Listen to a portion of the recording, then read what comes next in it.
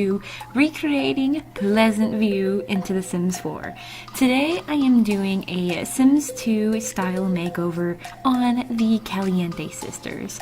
Now I am specifically not calling this a townie makeover for the simple fact that, well, I would never reconstruct like Dina's face. No, not Dina, I'm sorry, Nina's face like I did today. Because I kind of had to, because she looked nothing like she did in The Sims 2. But like if this was a normal townie makeover, I wouldn't touch her face that much. But this isn't a townie makeover. This is me recreating them. And yeah, I think it did pretty good without CC. I managed to make like their outfits look pretty much the same, just like an updated version of them. And I was really happy with the way that they turned out. I included a picture with how they look like in The Sims 2 as well. So if you want to check that out at the end, you totally can. And I'm going to actually tell you guys the origins of the Caliente sisters, because their origins of their story is actually quite interesting. Okay, like let's first get into it. Who the heck is Katrina? Because Katrina is their mother in The Sims 4, but in The Sims 2, they've got a completely different family. In fact, these girls actually have alien blood in them, which is kind of strange and odd, but I guess it kind of goes along with the whole missing case of like Bella Goth. Because if you don't know, Dina, Nina, and Dawn were basically like suspected that they had something to do with you know, like Bella's missing case in The Sims 2. But it totally makes sense, because like listen to this. Dina Caliente was actually married to Michael Bachelor, and Michael Bachelor is Bella's older brother, and by the time you go into this game, like in The Sims 2, he's already died. And now because Bella is missing, Dina moved in on Mortimer, and personally I don't think Mortimer really loves her. I think he's just lonely because he misses Bella, and like it just totally makes sense, because like she totally wanted her gone so she can move on and get the Goth fortune, like all of their money. Meanwhile, Nina over there, she's like head over heels like in love with Dawn, and I find it kind of really interesting because she's one of the very few Sims that is actually really loyal to her love. Like so many people are cheating all over the place in The Sims 2. It's like a mess.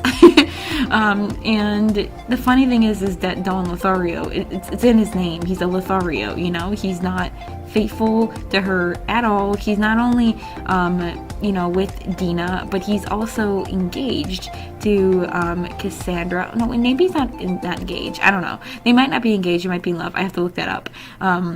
But he really, the game hints that he really doesn't love her. But Nina really, Nina really thinks that she's gonna end up with Dawn, and it's like so funny because he's even with her sister, for God's sake. Like, how could Dina do that to her own sister? Like, that's pretty sick. Like the whole like Bella missing case thing, yeah, that's not sick, but the fact that she likes her sister's boyfriend is worse, honestly, in my opinion, almost.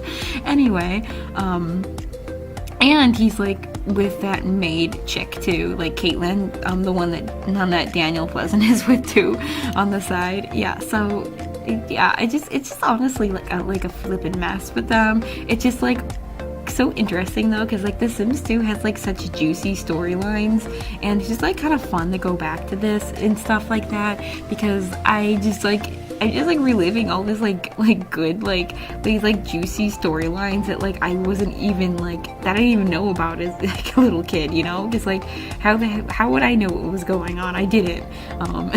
And like now it's just like oh my gosh, that is so much drama, because like I feel like things are like toned down in The Sims 4 as far as like storylines. It's kind of like more up to you to do them, but like that's what I loved about The Sims 2. Anyway though, I'm gonna go back to like their outfits and stuff like that, talking about them. Dina here, I'm pretty happy with her to begin with. Like I really didn't have to change much about her. I gave her this plunging neckline playsuit thing because I couldn't find a really good dress that wasn't formal but still had that plunging neckline, and I figured the romper was really, really cute. So I decided, hey, why not use the romper, you know? It's like more of an updated 2018 version of like kind of like what she was wearing. I also gave them just a slight bit of a tan too, because they were tanner in that game as well.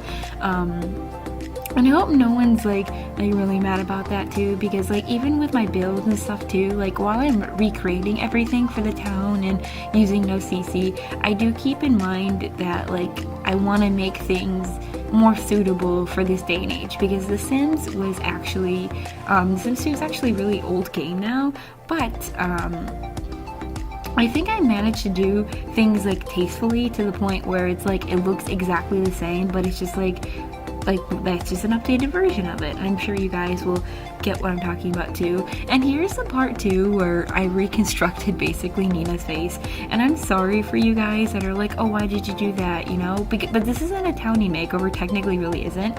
It's me just recreating them in The Sims of like their former selves.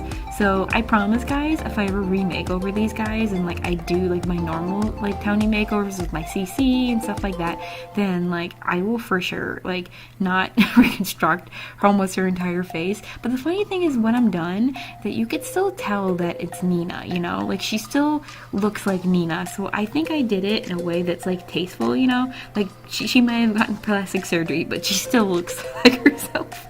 Okay, I'm sorry, I'm just like a horrible person. I'm just like laughing about this now. But yeah, you guys let me know too if you guys like their makeover. I think I did a pretty good job. I've done quite a few builds by the time I like recorded this voiceover.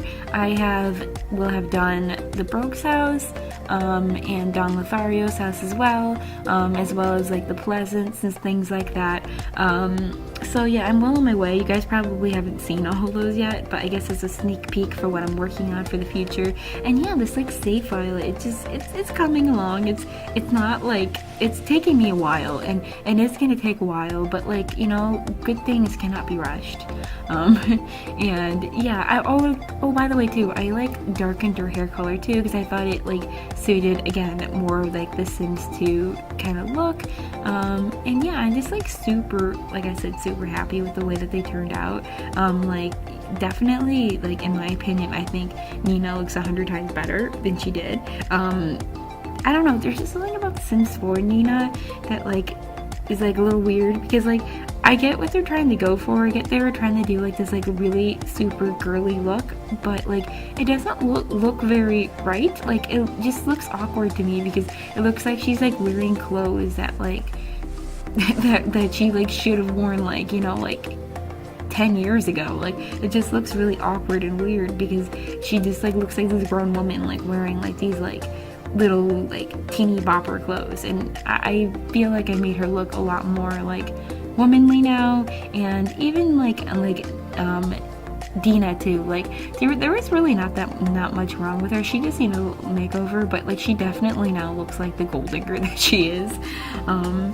And yeah, I also did change their lifetime aspirations to match the one in The Sims 2, because they definitely match better. I'd say they're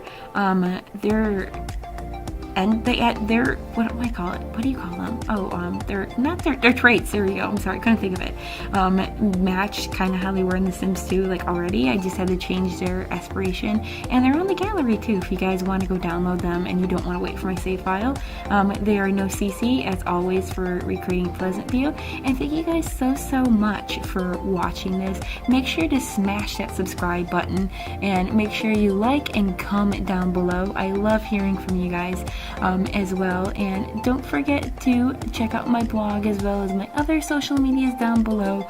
I love you guys also so much. Have a wonderful Valentine's Day too, if you guys are with somebody, or even if you're not, you know, treat yourself, you know, you deserve it.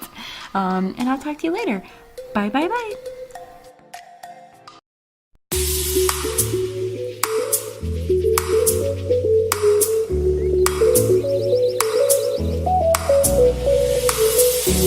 Thank you.